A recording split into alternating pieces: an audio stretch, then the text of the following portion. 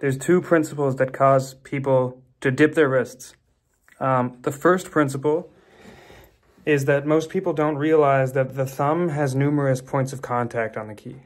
Most people just play with the side of the thumb like this, but you can also play with the corner of the thumbnail. You can play with, near the tip of the thumb, and you can even play the very tip of the thumb, especially in extended chords. You know what I mean?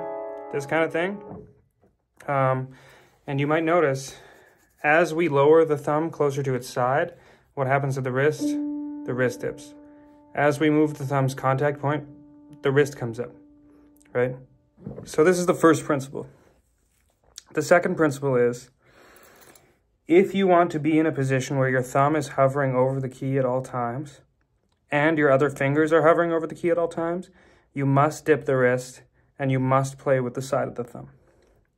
If we watch concert pianists, high-level pianists, we'll notice that as they play the other fingers, their forearm comes out and their thumb comes off the key.